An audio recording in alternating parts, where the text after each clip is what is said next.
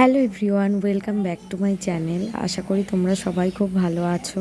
দেখো, আমিও ঈশ্বরের আশীর্বাদে খুব ভালো আছি, সুস্থ আছি। তো দেখো, 2024 জানুয়ারিতে আমি যে পুরী ট্যুর করেছিলাম, তো সেই পুরীর কোনোটাই তোমাদের সঙ্গে শেয়ার করতে পারিনি।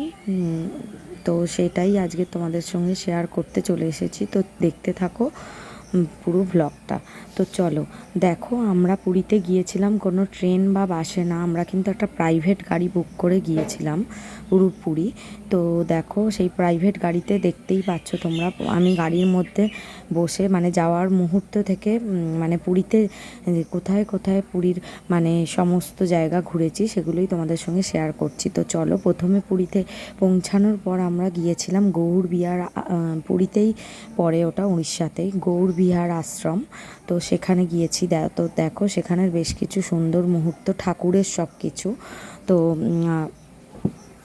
বিভিন্ন ঠাকুর আছে ওখানে। তার পরের দিন আমরা সন্ধে হোটেল থেকে গিয়েছিলাম মোহনায়, পুরীর সমুদ্র দেখতে।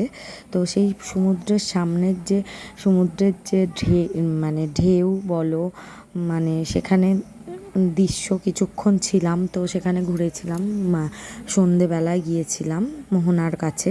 তো সেই সমুদ্রের সুন্দর একটা দৃশ্য দেখো, তোমাদেরকে তুলে ধরছি। তো দেখো কতটা সুন্দর, দেখো বলে বোঝানোর মতো না, এতটাই সুন্দর।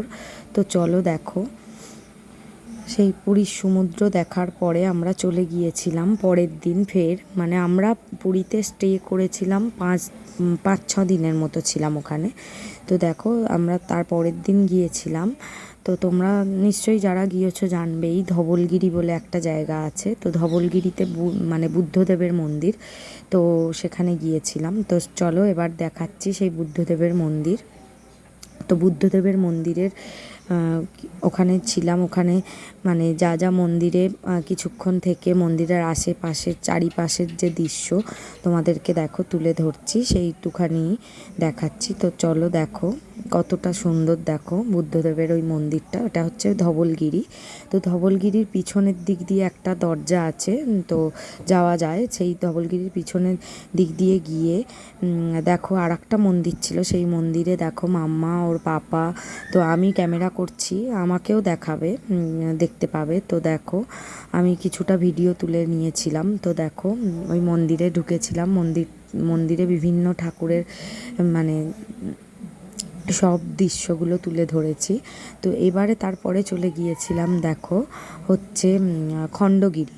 তো খণ্ডগিরিতে বুঝতেই পারছো, খণ্ড খণ্ড চারিদিক গুহা, পাহাড়, গুহার মধ্যে সব পুরানো গুহা সব দেখতেই পাচ্ছ তোমরা। দেখো খণ্ডগিরিটা বিভিন্ন খণ্ড খণ্ড করে সমস্ত গুহা।